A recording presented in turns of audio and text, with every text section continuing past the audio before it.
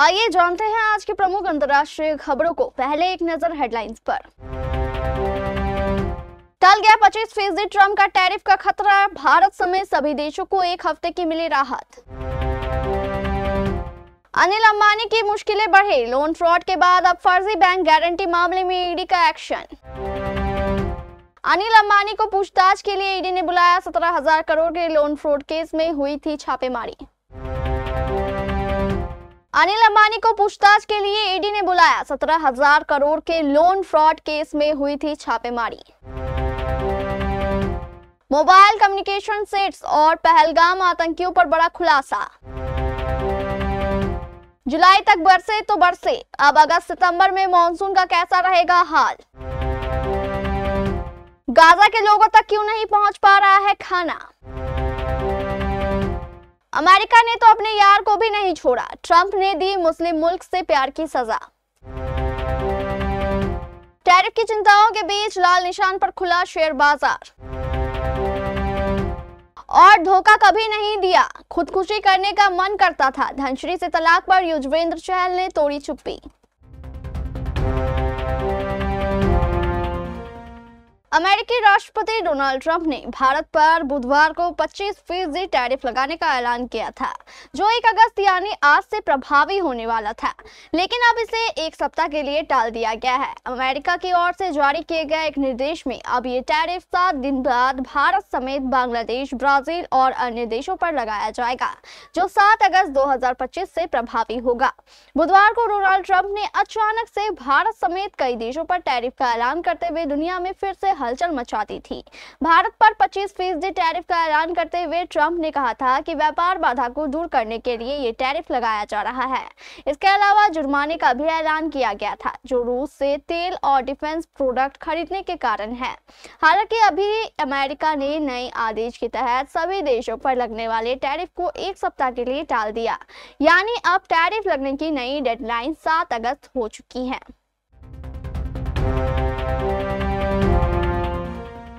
Reliance group के chairman और MD Anil Ambani की मुश्किलें बढ़ती हुई दिख रही है। बैंक लोन फ्रॉड केस के बाद अब ईडी ने 68 करोड़ रुपए की फर्जी बैंक गारंटी मामले में जांच तेज कर दी है। इसी सिलसिले में शुक्रवार को ईडी ने ओडिशा और कोलकाता में छापेमारी की। ईडी ने इस मामले में दिल्ली पुलिस की आर्थिक अपराध शाखा की ओर से 11 नवंबर 2024 को दर्ज एक मामले के आधार पर ECIR दर्ज की। ईडी का आरोप है कि अनिल अंबानी की कंपनी को इसे फर्जी बैंक गारंटी के आधार पर ठेका दिया गया था। भुवनेश्वर में ईडी ने मोसर्स बिस्वाल ट्रेडिंग प्राइवेट लिमिटेड और उसके निर्देशकों से जुड़े 3 परिसरों पर छापा मारा और तलाशी ली।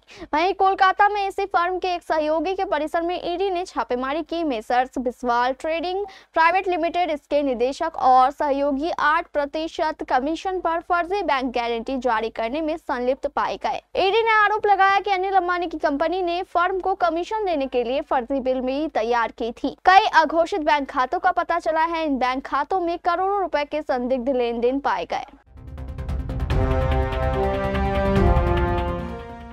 प्रवर्तन निदेशालय यानी ईडी ने रिलायंस ग्रुप के चेयरमैन और एमडी अनिल अंबानी को कथित 17,000 करोड़ के लोन फ्रॉड केस की चल रही जांच के सिलसिले में पूछताछ के लिए तलब किया। इस मामले से जुड़े सूत्रों ने बताया कि इन्हें 5 अगस्त को नई दिल्ली स्थित ईडी मुख्यालय पेश होने के लिए कहा गया है। इससे पहले केंद्रीय एजेंसी ने अनिल अंबानी से जुड़ी व्यावसायिक संस्थाओं पर छापेमारी की थी। पिछले हफ्ते प्रवर्तन निदेशालय ने धन शोधन निवारण अधिनियम के तहत रिलायंस ग्रुप से जुड़ी 50 व्यावसायिक संस्थाओं और 25 व्यक्तियों के ठिकानों पर छापेमारी की थी। ये छापे मुंबई में कम से कम 25 जगहों पर मारे गए थे। ये छापेमारी 24 जुलाई को कथित बैंक लोन फ्रॉड से जुड़ी मनी लॉन्ड्रिंग केस के अलावा कुछ कंपनियों द्वारा करोड़ों रुपए की वित्तीय अनियमितताओं के कई अन्य आरोपों के तहत की गई थी।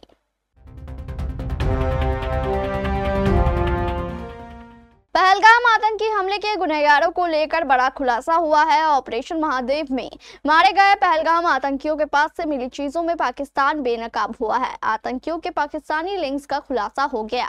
पाकिस्तान चाहकर भी अब अपनी भूमिका से नकार नहीं सकता। जी हां, पहलगाम के आतंकियों से बरामद कम से कम 3 मोबाइल फोन, 2 लोरा कम्युनिकेशन सेंट से काफी डेटा मिले हैं।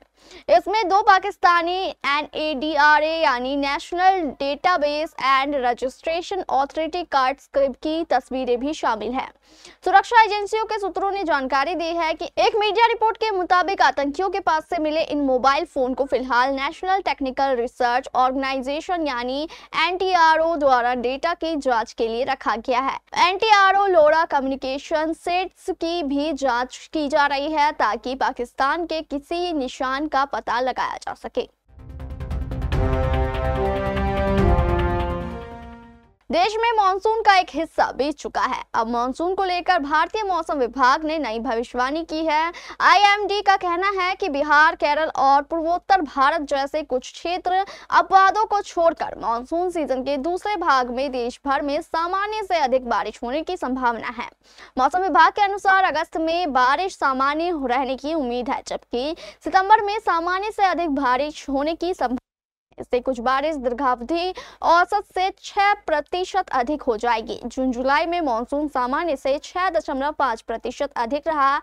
IMD प्रमुख ने कहा कि हालांकि पूर्वोत्तर के कई हिस्सों और पूर्वी भारत के आसपास के इलाकों, मध्य भारत के कुछ अलग थलग इलाकों और प्रायद्वीपीय भारत के दक्षिण पश्चिमी हिस्सों में अगस्त सितंबर के दौरान सामान्य से कम बारिश हो सकती है।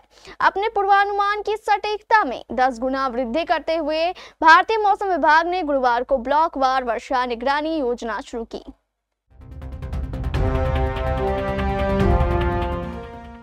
भूख से तड़पते बच्चों की तस्वीरें और भूख से मौत की बढ़ती खबरों ने अंतर्राष्ट्रीय स्तर पर भारी नाराजगी पैदा कर दी है। इस दबाव के चलते इजराइल ने गाजा पट्टी में कुछ इलाकों में लड़ाई रोककर खाने पीने के सामान भेजने की इजाजत दी और एयर ड्रॉप के जरिए मदद पहुंचाई गई है। हालांकि राहत संगठनों और स्थानीय फिलिस्तीनियों का कहना है कि ये कदम केवल सतही है और युद्धग्रस्त इलाकों में फैलते अकाल को रोकने के लिए पर्याप्त नहीं है। इजराइल ने बंदिशों में रियायत दी है और ज्यादा ट्रक भी गाजा पहुंच चुके हैं, लेकिन इसके बावजूद आम लोग भूख का शिकार हो रहे हैं। इजराइल की तरफ से अब पहले की तुलना में ज्यादा राहत ट्रक गाजा में घुसने लगे, लेकिन इसका बहुत कम हिस्सा ही संयुक्त राष्ट्र के गोदामों तक पहुंच पाता है।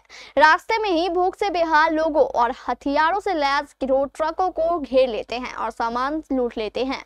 कुछ लोग खुद के लिए खाना छीनने की कोशिश करते हैं, जबकि कुछ गिरोह जिन्हें जमा करके बाद में बेचते हैं। अमेरिका किसी का सगा नहीं, दुश्मन तो छोड़िए अपने दोस्त का भी नहीं। अपने फायदे के लिए दगाबाजी तो कोई अमेरिका से सीखे। कनाडा अमेरिका की दोस्ती बहुत पुरानी रही है। हाँ, वो बात अलग है कि अभी टैरिफ की वजह से कुछ समय से तक पर अमेरिका ने अपने फायदे के लिए उसे भी नहीं छोड़ा। मुस्लिम मुल्क से प्रेम की सजा अमेरिका ने कनाडा को दी। जी हां, कनाडा ने घोषणा की थी कि वह फिलिस्तीन को मान्यता देगा। इससे डोनाल्ड ट्रंप एकदम खफा हो गए। एक दिन बाद ही उन्होंने कनाडा को इसकी सजा भी दे दी।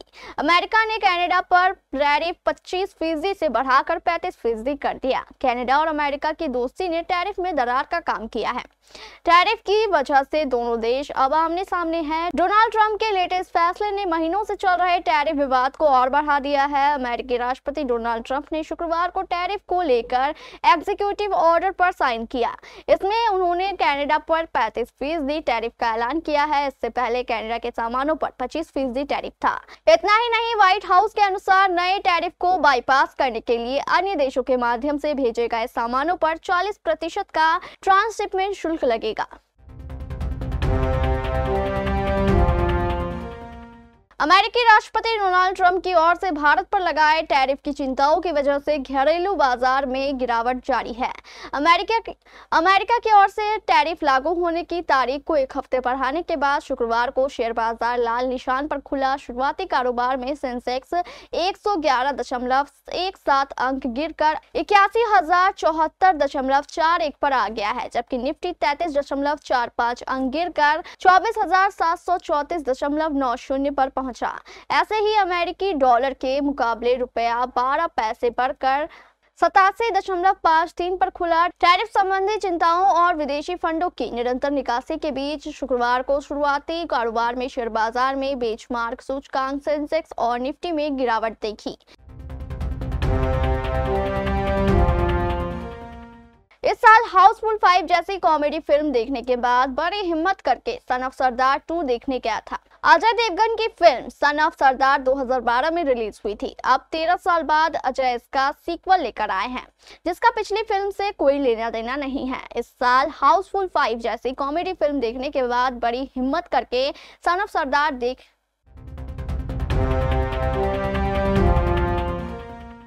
भारतीय स्पिनर युजवेंद्र चहल ने एक बड़ा खुलासा कर दिया है। चहल ने बताया कि कैसे धनश्री वर्मा से तलाक के बाद उनकी स्थिति गंभीर हो गई थी। चहल ने राज शमानी के पॉडकास्ट पर इस बारे में बात की और कहा, मैं 4-5 महीने तक काफी डिप्रेशन में रहा। मुझे एंजाइटी अटैक पड़ते थे, मेरी आंखों के सामने अंधेरा छा जाता था। ये बातें केवल कुछ लोग ही जानते हैं जो उस समय में मेरे साथ थे। इसके अलावा मैंने ये बातें किसी से शेयर नहीं की। इस दौरान मेरे मन में खुदकुशी करने के भी ख्याल आते थे, क्योंकि उस समय मेरा दिमाग काम करना बिल्कुल बंद कर चुका था। चहल ने आगे ये भी बताया कि टेंशन की वजह से उनको नींद तक नहीं आती थी और केवल 3 घंटे ही सो पाते थे। बाकी समय अपने दोस्तों के संपर्क में रहता था। राज शमानी के पॉडकास्ट में चहल ने ये भी बताया कि इस टेंशन की वजह से उन्होंने क्रिकेट से दूरी बना लिया था। उन्होंने कहा, मैं इस दौरान मैदान पर अपना 100% नहीं दे पा रहा था, इसलिए मैंने क्रिकेट से ब्रेक लेने का फैसला किया था। तमाम सुविधाएं मेरे पास थी, लेकिन मैं इसके बाद भी खुद में खालीपन देखता था।